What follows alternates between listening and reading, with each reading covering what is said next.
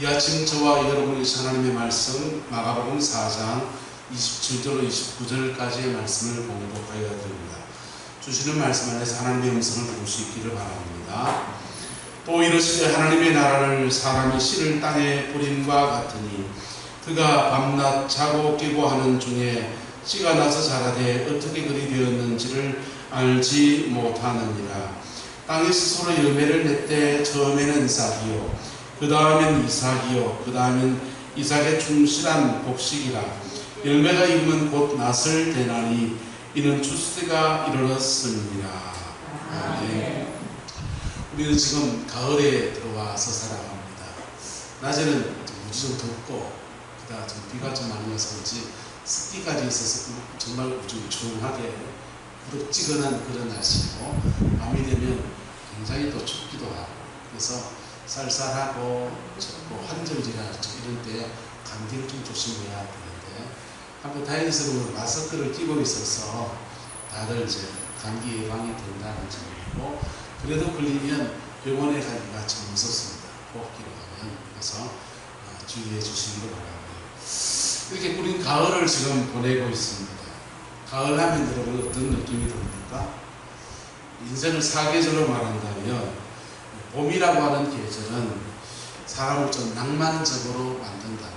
봄꽃이 피고 그 다음에 향기가 있고 나비가 날아다니고 봄바람이 불고 새로운 희망이 꽃피면서 인생을 좀 낭만적으로 뭘 할 수 있겠다 자신감과 낭만이 꽃핀다고 합니다. 근데 여러분 사람을 좀 합리적으로 만든다고 합니다. 대풍이 지나가고 장미라는 태양빛 안에서 버티고 살아내야 되는 작물들이며 인생의 쓴맛 단맛 헤쳐나가야 될 인생의 모습이 참 비슷하다는 것입니다. 현실 앞에서 무너져 버리면 인생은 아무것도 거둘 수 없기 때문에 버티는 채소들처럼 우리도 여름철에 장미라는 태양빛을 견뎌내면서 인생을 성취해 나가야 된다는 그런 의미에서는 여름은 바로 합리적이고 과학적으로 인생을 만든다는 것입니다. 가을이라는 계절은 사람을 좀 철학적으로 만든답니다. 왜냐하면 저마다의 성적표들을 자연세계가 짊어집니다. 여름 동안 잘 견딘 나무들은 아름다운 열매를 거두고, 못 견뎌낸 것들은 제대로 된 열매를 거두지 못하는 자연 만물들을 보면서 내 인생의 가을은 어떨 것인가에 대한 깊은 고민들을 하게 된다는 것입니다. 그래서 가을이라는 계절은 사람이 좀 철학적으로 만든다. 그래서 어떤 사람은 인생의 무상함에 그냥 젖어드는 사람도 있고, 지나간 인생 동안에 함께 하시고 열매 맺은 것에 대해서 감사로 그냥 인생을 사는 사람도 있고, 남들보다 좀 뭔가를 가졌다 할 때 굉장히 교만해질 수도 있는 것이 가을이라는 계절이 가지고 있는 특징이랍니다. 겨울이라는 계절은 사람을 좀 철학적으로, 종교적으로 만든답니다. 왜냐하면 여름 동안 수고한 나무도 추위 앞에 맥을 놓쳐 견뎌야 되는 것 똑같고, 열매를 맺은 나무도 열매를 맺지 못한 나무도 겨울을 견뎌내야 된다는 것은 똑같다는 것이죠. 많이 배운 사람도 적게 배운 사람도 인생의 겨울이 오면 그 겨울 앞에서 다들 죽음이라고 하는 숙제를 짊어지게 되는데, 죽음의 그림자를 느낄 때마다 사람들은 인생에 아무 소용이 없다라는 것, 내 힘으로 할 수 있는 것이 죽음 앞에서는 아무것도 없다라는 것을 느낄 때, 그때 종교에 의탁하며 인생을 바라보게 된다는 것입니다. 할렐루야. 그럼 지혜로운 사람이 무엇일까요? 인생에 이 사계절이 있다고 한다면 좀 지혜로운 사람, 인생을 사는 사람은 그 비결이 무엇일까요? 한번 따라합시다. 10년을 당겨 살아요. 다른 사람보다 10년을 당겨 사는 그런 의미가 아니고 10년을 당겨 살고 10년, 5년, 10년 뒤를 준비하며 살아가는 사람이 좀 지혜로운 사람. 10살 때, 20살 때 열심히 학업에 정진해 놨으면 20살 때, 30살 때 인생이 조금 낫지 않겠습니까? 20대, 30대 때 인생 좀 열심히 그 시기에 조금 더 인내하고 살았더라면 40대, 50대가 조금 더 낫지 않겠습니까? 40대, 50대 가정을 꾸리고 살아가는 그 시기에 좀 더 가정에 충실하고 그렇게 살아갔다면 50대, 60대가 좀 더 낫지 않겠습니까? 50대, 60대에 70대, 80대는 어떻게 살 것인가에 대해서 고민하면서 노후자금 준비도 좀 해놓고 그리고 그렇게 살아가면 70대, 80대가 됐을 때 조금 더 편안하고 안정된 삶을 살 수 있지 않겠습니까? 60, 70이 되었을 때에 10년 뒤, 20년 뒤를 보니까 죽음이 내 앞에 있구나 라고 생각한다면 죽음에 대해서 좀 당겨서 하는 거예요. 죽음 뒤에 어떤 세계인가? 그 세계에 대한 새로운 소망이 무엇일까? 그렇게 찾아보면 어디로 오게 되었습니까? 예배당에 와서 신앙 안에서 인생을 어떡하게 됩니다. 할렐루야. 그렇게 살면요 60대, 70대, 80대가 되었을 때 죽음 앞에서 천국이 예비되어 있고 죽음 뒤에 내가 가야 될 그곳에 예비해 놓으신 그 하나님의 은혜 때문에 노년의 삶을 감사로 살고 확신을 가지고 살고 기쁨을 나누고 은혜를 나누는 그러한 생을 살 수 있을 겁니다.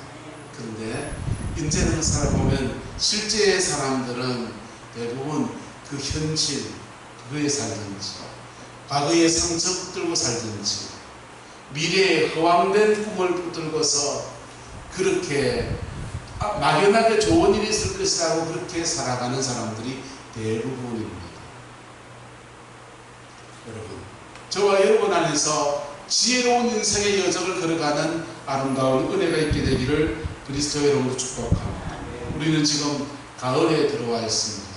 여기 계신 성도님들 가운데서 인생의 가을을 지금 누리고 계신 분도 있고 심지어 인생의 겨울에 지금 들어선 분도 계십니다.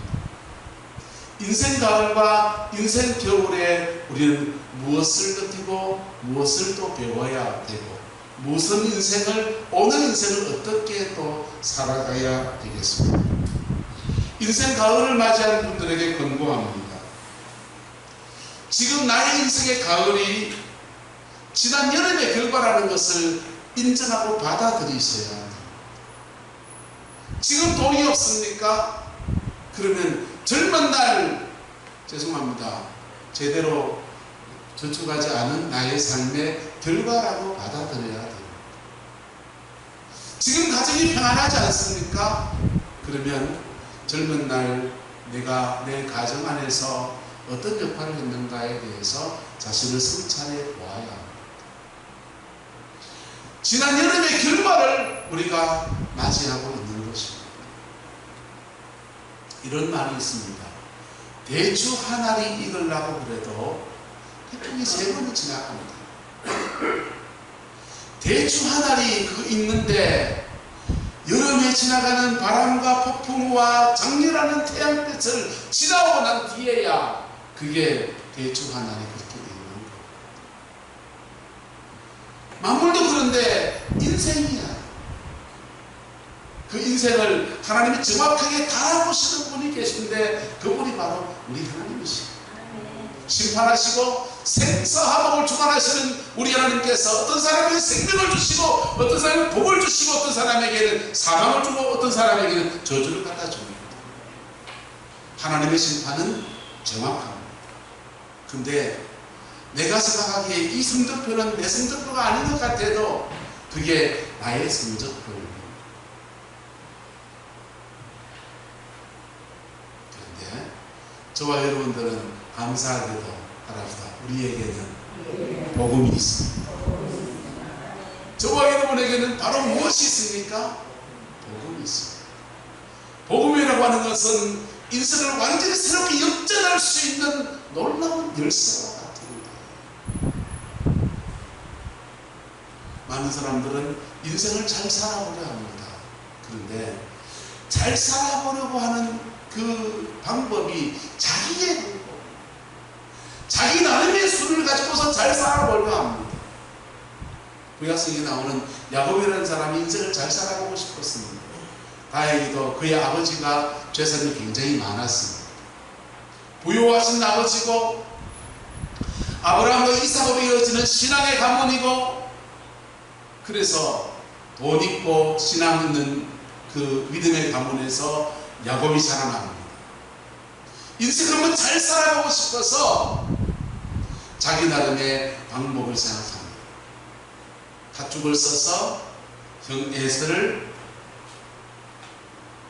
에게서 배고픈 에서의 장자권을 사기로 하고, 아버지를 속이고 형님을 속이고 장자의 축복도 받으려고 양털 가죽 뒤집어 쓰고 그 아버지 이삭의 기도도 받았습니다. 근데 그가 거둔 열매가, 중년기 때 거둔 열매가 뭡니까?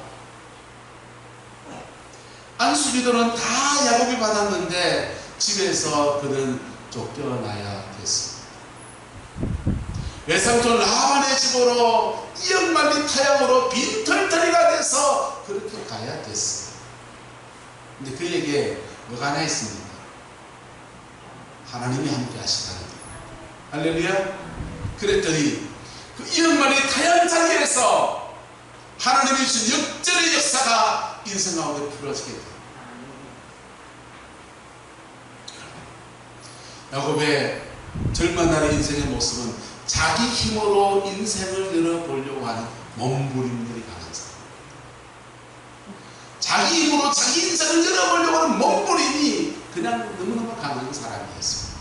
그런데 그가 하나님을 만나고 하나님의 은혜 아래서 인생을 살아가면서 의지할 것도 없고 또 의지해봐야 도움이 안 되는 일들이고, 그래서 하나님께 의탁하며 인생을 살아갔더니 그의 인생에는 전혀 다른 열매가 맺어지는 은혜가 주어졌어요.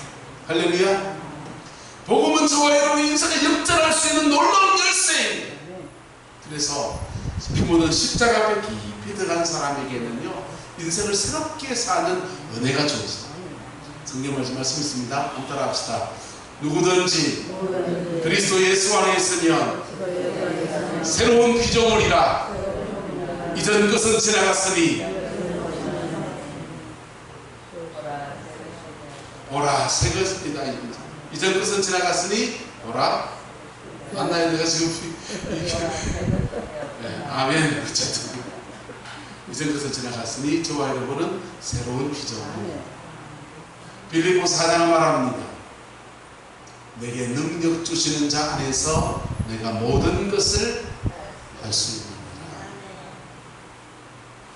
근데 그렇게 하나님의 은혜를 일어서기 위해서 우리가 먼저 해야 될 것이 있는데, 내가 살아온 삶의 성적표가 하나님 보시기에 지금 주어진 게 요게 까지라면, 요 까지가 내 성적표라는 걸 인정해야 됩니다.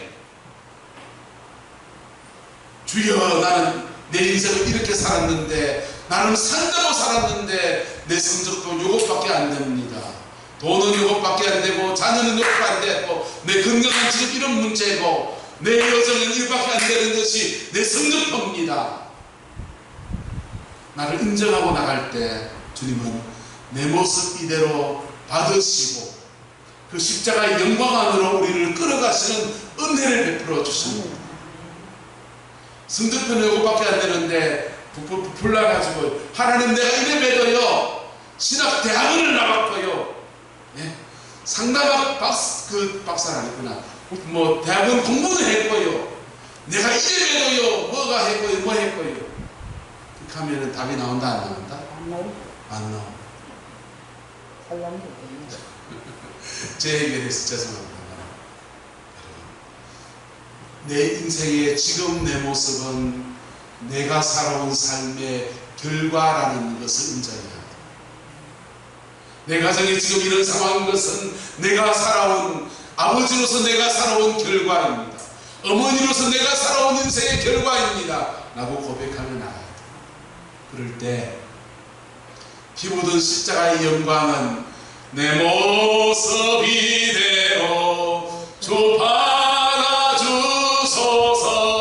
받으시는 은혜 안에서 새로운 피조물 되게 하시고 새 길을 열어가시는 역사 안에서 인생을 새롭게 거기서 일어서서 하나님의 은혜 안에서 축복의 생을 살아갈 수 있는 길을 열어 가시는 것. 그 은혜가 서방의 모든 성도들에게 있기를 그리스도의 이름으로 축원합니다. 두 번째, 우리 인생의 가을을 잘 보내기 위해서는요, 주어진 가을을 잘 누리십시오. 아직 여기는 단풍이 안 들었지만 설악산은 단풍이 들었다고 해요. 좀 지나면 말봉제도 단풍이 들 거고요. 예, 달빛 축제짐을 해가지고 산에 야간 등반하는 것도 알겠지요. 나름대로 주변에 있는 가을의 것들을 누리시길 바랍니다. 이게 단풍을 얘기했지만 여러분의 인생의 가을의 때에도 하나님이 그나마 주신 아름다운 열매들이 있고 아름다운 관계들이 있습니다. 그 속에서 하나님이 주신 것을 감사로 누릴 수 있기를 축복합니다. 여러분, 집은 돈을 주고 소유할 수 있지만 그 집에서 가정을 꾸려가는 것은 거기에 만족함과 서로에 대한 신뢰라고 하는 또 다른 문제가 함께 엮여질 때 그 가정 안에서, 집안에서 가정이라는 것을 일구어 가는 겁니다. 하나님이 여러분에게 물질을 주셨다면 그 물질을 누릴 수 있는 사람은 어떤 사람이냐? 내일 돈이 없어지면 어떡하지? 발발발 떨면 누릴 수 있다 없다? 못 누리는 거예요. 하나님이 주신 것 안에서 누리기 위해서는요, 우리가요, 마음에 좀 여유가 있어야 합니다. 주님이 나와 함께 하심에 대한 감사와 내게 주신 은혜에 대한 감격 안에 있을 때 우리는 여유를 가지고 하나님이 주신 것 안에서 누리는 은혜가 주어지게 되는 거예요. 세 번째는 이 가을 어떻게 보내야 되느냐? 인생의 겨울을 준비하는 대로 보내야. 지혜로운 인생 어떤 인생이 됐습니까? 안타깝습니다. 5년만 땡겨서 하죠. 지혜로운 인생은요, 5년만 땡겨서 하는 거예요. 나 5년 뒤에 어떤 사람이 되었을 것인가? 그렇다면 지금 나는 공부를 해야 되겠다. 이런 생각. 5년 뒤에 나는 어떻게 될 것인가? 우리 아이는 어떤 위치에 있을 것인가? 그럼 난 돈을 벌어놔야 되겠다. 보험을 넣어놔야 되겠다. 뭐 나름의 생각을 하지 않습니까? 근데 우리의 5년 뒤에 10년 뒤에 다 죽음이 우리에게 있다는 것입니다. 그렇다면 죽음에 대해서 뭐 해야 됩니까? 준비해야. 할렐루야. 죽음에 대해서 준비해야. 죽음에 대해서 준비하는 건 어떻게 하는 거냐? 여러분, 죽으면요, 육체와 영혼이 분리가 됩니다. 육체는 흙으로 돌아가고 영혼은 하나님께로 가는 거예요. 그래서 죽음에 대한 준비는 바로 영혼의 때를 위해서 사는 거예요. 육신을 위해서는 좋은 거 먹고 보약도 드시고 운동도 하시고 육신을 위해 그렇게 투자하듯이 영혼을 위해서는, 영혼은 다른 양식을 먹습니다. 영혼의 양식은 뭡니까? 하나님의 말씀. 영혼은요, 하나님의 영과 연결되어질 때 만족함이 있습니다. 그래서 성령 충만을 구하시고 성령의 임재 안에 머물렀습니다. 기도로 살아가고 그게 영혼의 때를 살아가는 삶의 모습이에요. 할렐루야. 성경에 보면 위대하게 영혼의 때를 보낸 사람들의 모습들이 성경에 종종 나옵니다. 오늘 새벽에 모세의 인생 노년을 지금 나누고 있었는데요, 모세 같은 사람은요, 하나님 앞에 설 그때에 눈도 기력도 세하지 않았어요. 그런데 그가 하나님 앞에 서야 될 그때가 된 것, 그의 영혼의 겨울이 오는 것입니다. 그때 어떤 일이 있었느냐? 그는 당신의 백성들을 가나안 땅까지 이끌어가는 광야의 여정에 모든 사명을 다 감당했고, 그리고 모세는 그 임종을 앞두고 그의 믿음의 후기인 여호수아, 믿음의 후예에게 모든 영적인 유산을 물려주는 그런 사람으로서 할렐루야. 그 영혼은 하나님 받으실 하나님의 은혜 앞에 나아가는 것. 저와 여러분의 인생의 마지막 때에 이 똑같은 은혜가 부어지게 되기를 그리스도의 이름으로 축원합니다.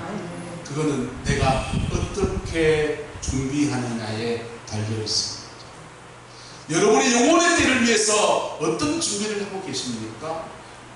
어떤 분들은 주일날 예배 오는 것이 영혼의 준비의 끝이라고 생각합니다. 죄송합니다. 충분하지 않습니다. 영혼의 때를 준비가 안 되어지면 예배당에 다녔는데 지옥 갔습니다.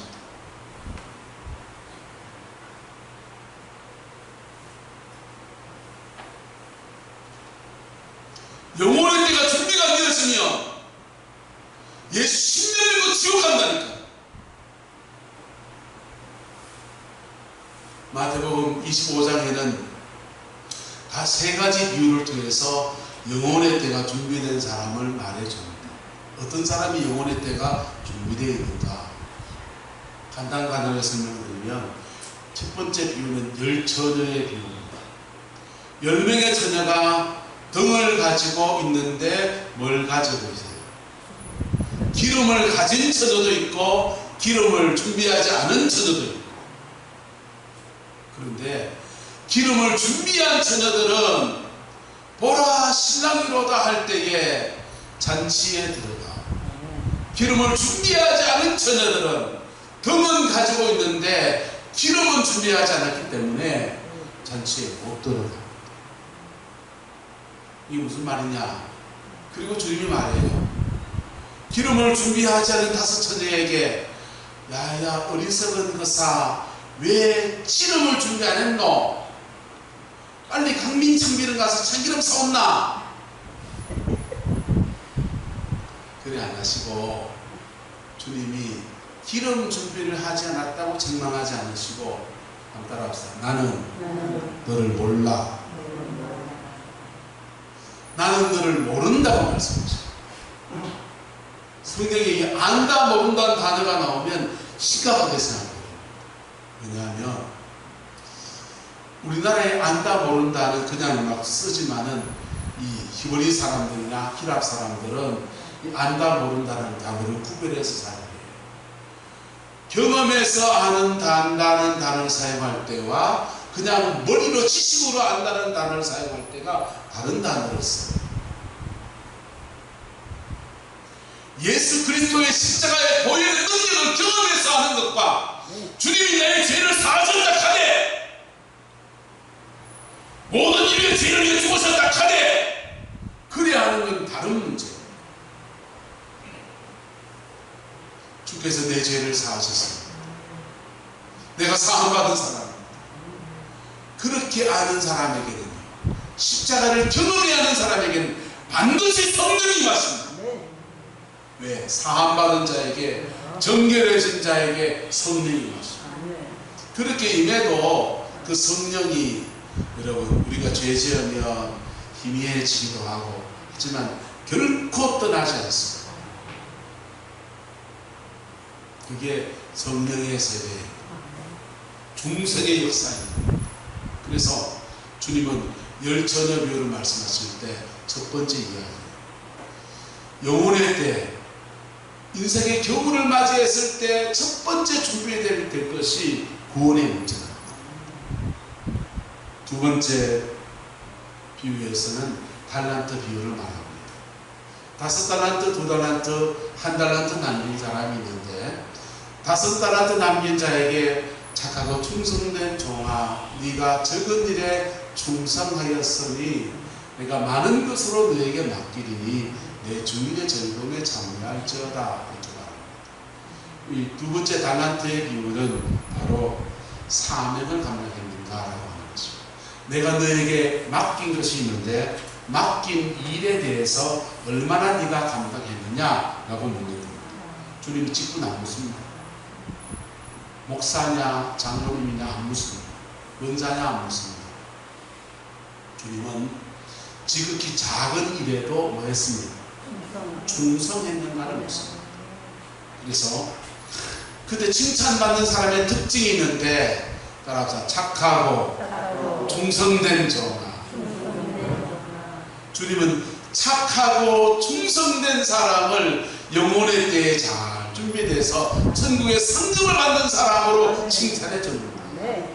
그런데 한 달 안주 받은 사람은 땅에 파묻어 두었다 그랬어요. 파묻어둔 그 사람에게 주님 말합니다. 그때 뭐라고 합니까? 악하고 게으른 종. 하나님이 심판하시는, 인생을 심판하는 두 가지 기준을 말씀하시는 거예요. 나에게 맡겨준 소임에 대해서 충성하느냐 불충하느냐. 네? 또 하나는 악하냐 착하냐. 부지런해서 충성하는 사람이 있고 깨받은 사람이 있고, 그리고 착하냐 착하지 않느냐, 그게 인생을 잘 사느냐 못 사느냐를 결정하는 겁니다. 할렐루야. 여러분의 영혼의 때에 착하고 충성된 종이라고 칭찬받는 은혜가 있게 되기를 그리스도의 이름으로 축원합니다. 이 충성되다고 하는 것이 꼭 교회 일만 말하는 건 아니에요. 우리는 가정의 주부이기도 하고요, 아버지이기도 하고 어머니이기도 합니다. 직장 가운데서 맡은 소임들이 있습니다. 무슨 일을 맡겼든지 간에 그 일들 속에서 하나님이 내게 주셨다는 마음을 가지고 충성하는 저와 여러분 되기를 그리스도의 이름으로 축원합니다. 그럴 때 그 인생에는요 열매가 있습니다. 세 번째, 양과 염소의 심판의 비유입니다. 이것은 네가 지난날 살아오면서 사람과 사람 사이에 어떤 관계 맺기를 했느냐 묻는다. 오른편에 있는 사람에게 말합니다. 너희는 양이다. 내가 벗었을 때 네가 와서 옷을 입혀주었고, 감옥에 갇혔을 때 와서 찾아보았고, 병들었을 때 와서 문병받느니라. 주여 우리는 주께 한 적이 없나이다. 그랬더니 주님 말합니다. 여기 지극히 작은 자에게 한 것이 곧 누구에게 한 것이다? 나에게 한 것이다. 우리가 이 땅에서 어떤 사람과 만났든지 그 만남 안에서 어떤 관계 맺기를 했는가, 나하고 살붙이고 사는 사람에게도 어떤 관계 맺기를 했는가, 내게 준 자녀에게 어떤 관계 맺기를 했는가, 교회 안에서 성도와 성도 사이에 어떤 관계 맺기를 했는가, 일상을 살아가는 사람들의 관계에서 늘 각쟁이같이 그렇게 살았는가, 좀 섬길 줄도 알고 나눌 줄도 알고 베풀 줄도 알고 용서할 줄도 알고 용서받을 줄도 알고 소통하며 살았는가, 그걸 묻는 거예요. 영혼의 때 잘 준비된 사람은 세 가지 모습을 가집니다. 성령의 충만해서 기름이 준비되어 있고, 영혼의 때 잘 준비된 사람은 그가 맡긴 소임에 대해서 하나님 앞에 충성한 열매를 가집니다. 영혼의 때가 잘 준비된 사람은 아름다운 관계 맺기에 영광의 역사가 됩니다. 이 세 가지가 여러분의 영혼의 때에 아름다운 열매로 여러분에게 있기를 그리스도의 이름으로 축원합니다. 그게 영혼의 때, 지금부터 5년 뒤, 10년 뒤를 아름답게 살아가는 방법이 되겠습니다. 여러분, 물어봅시다. 아름다운 관계 맺기를 하는데 굳이 돈이 필요합니까? 돈이 있으면 좋지만 돈이 없어도 할 수 있는 수많은 일이 있습니까? 없습니까? 따뜻한 말 한마디를 해도 난 아무것도 할 수 없는 사람이다 할 때 그 영혼을 놓고서 기도의 자리에서 하나님 앞에 기도로 올려드려도 여러분,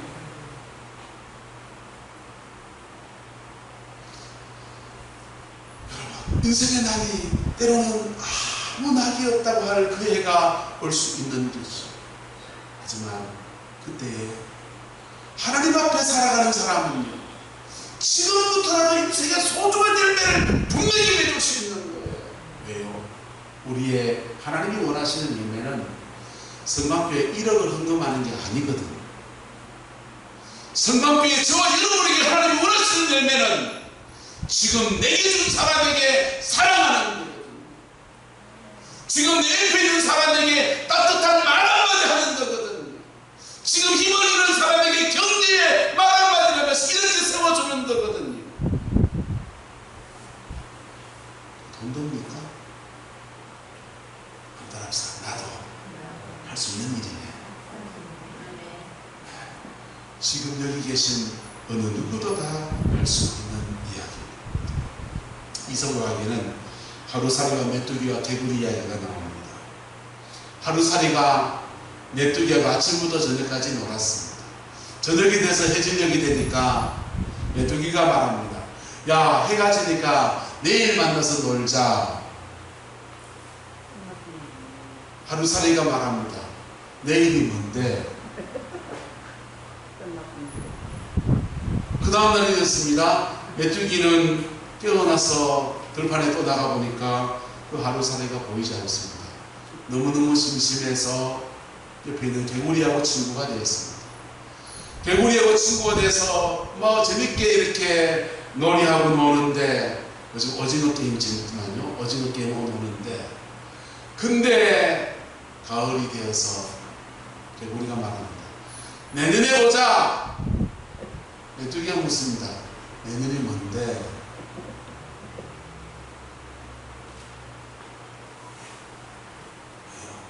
메뚜기는 내년을 살아본 적이 없습니다. 만약 우리의 인생이 하루살이와 같고 메뚜기와 같은 생이라면 여러분이 말합니다. 저와 여러분에게는 영혼이 있습니다. 저와 여러분 영혼이 있습니다. 그리고 영원한 세계에서 우리의 놀라운 건축, 하나님의 집을 계비하신 그분이 계십니다. 월남 이상조 선생님에게 제자들이 어느 시대 장례식에 가서 장례를 치르면서 이야기를 나눕니다. 제자들이 선생님을 묻습니다. 선생님, 이분은 그래 장수하셔서 보상이고, 그래 장례를 이제 80회 그때 치르면 보상이지 않습니까? 80회 장례를 치르는데 이상조 선생님을 묻습니다. 선생님은 얼마나 사주고 싶으십니까? 그러니까 이상조 선생님이 그렇게 말합니다. 너희들은 사는 법을 몰라. 나는 영원히 살 거야. 저와 여러분들은 영원히 사는 존재, 영생을 얻었고 사망에 이르지 아니하니 사망에서 생명으로 옮겨진 자입니다. 그래서 그 영혼의 때를 살아가는 사람으로 그랬어요. 우리 교단에 총회장을 하셨던 대본교회 은퇴하시는 박맹술 목사님이 계십니다. 돌아가셨지. 주님교회 표겸한 목사님이 이제 거기 대본교회 목사를 하다가 하니까 그때 대본교회 목사님이 이제 오셔가지고 임직식 때 오셔서 박맹술 목사님의 간증을 대신 얘기해 주셨어요. 박맹술 목사님이 우리 교단 총회장을 하고 교회에서 은퇴를 할 때 아파트를 장만해 드려서 노후생활을 편안하게 보내보던 어느 날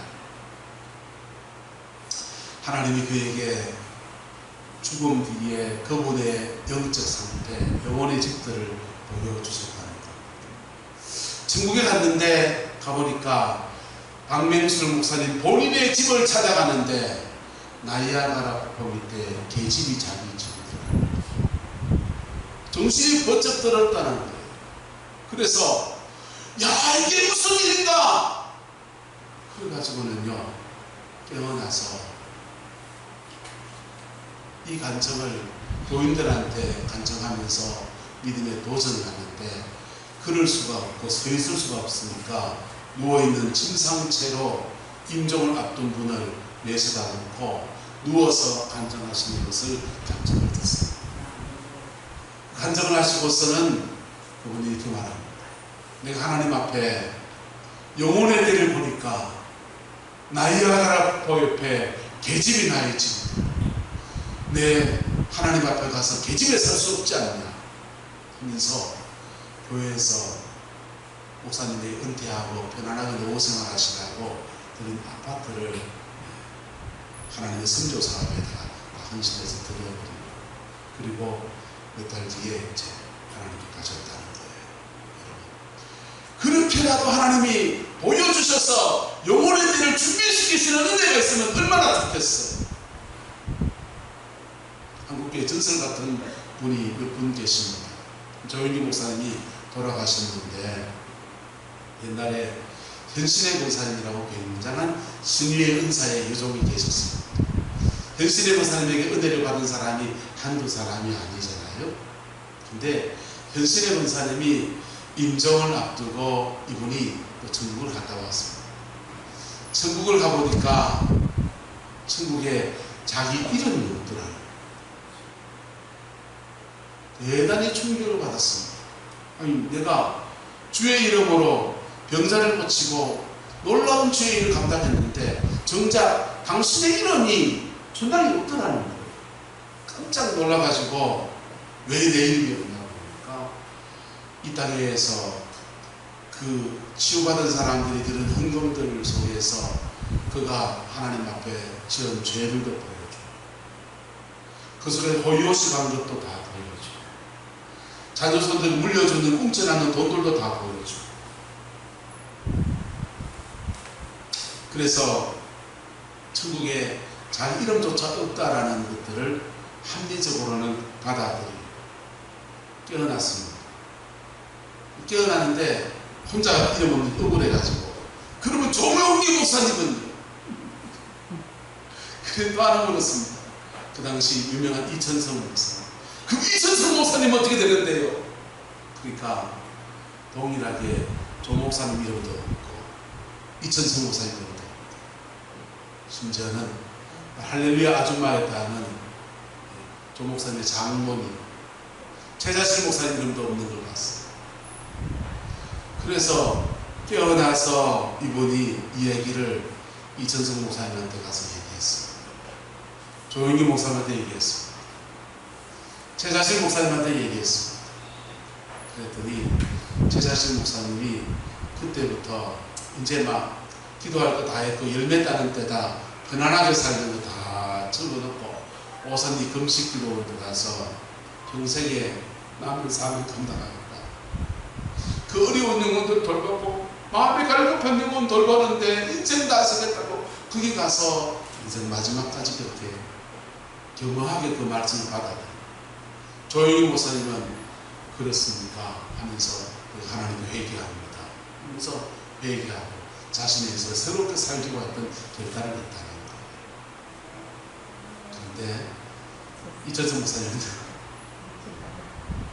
목사님은 모르겠는데 저도 들은 얘기입니다. 사실 확인이 안 됩니다. 할망구 노망을 했나? 뭐 소리 하고 앉았나? 이랬다는 거예요. 그리고는 이천성 목사님 얼마 뒤에 돌아가셨다. 그게 이제 목회자 사이에 보는 이야기들입니다. 하나님은 우리에게 영혼의 때에 대해서 계속 경고하신다고. 천국이 그렇게 만만한 것이 아니라고. 그 영혼의 때에 준비되어 있습니까? 그 영혼의 때에 하나님 앞에 복으로 쓸 수 있는 믿음의 준비가 여러분 되어 있습니까? 아직 기회가 있습니다. 우리는 지금 가을에 있습니다. 계절도 가을이고 영혼도 지금 가을입니다. 이 가을에 영혼의 가을을, 영혼의 기운을 준비할 대로 그렇게 복으로 쓸 수 있게 되기를 그리스도의 이름으로 축원합니다. 기도하겠습니다. 좋으신 아버지 하나님, 부족하고 둔하지만 우리를 영원한 천국에서 예비하시고 맞아주시고 기다리시는 주님을 바라봅니다. 그 주의 은혜를 또한 의탁하고 그 은총을 간구합니다.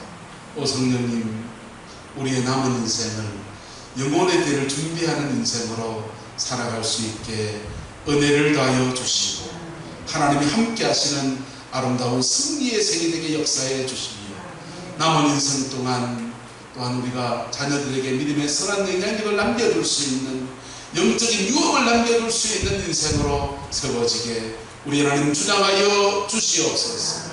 여호와께서 함께해 주시고 축복하여 주시고 임재하여 주옵소서. 주께서 역사해 주시기를 원합니다. 지금은 우리 구주 예수 그리스도의 은혜와 우리 하나님의 그 크신 사랑과 성령 하나님의 내주로 등역사 충만하신 역사가 오늘 믿음의 이 말씀을 붙들고 인생의 가을을, 인생의 겨울을 준비하는 때로 복으로 살기를 소망하는 성공의 모든 성도들 위해, 가정과 삶의 모든 자리들 위해 지금부터 영원토록 함께 계시기를 간절히 축원하옵나이다.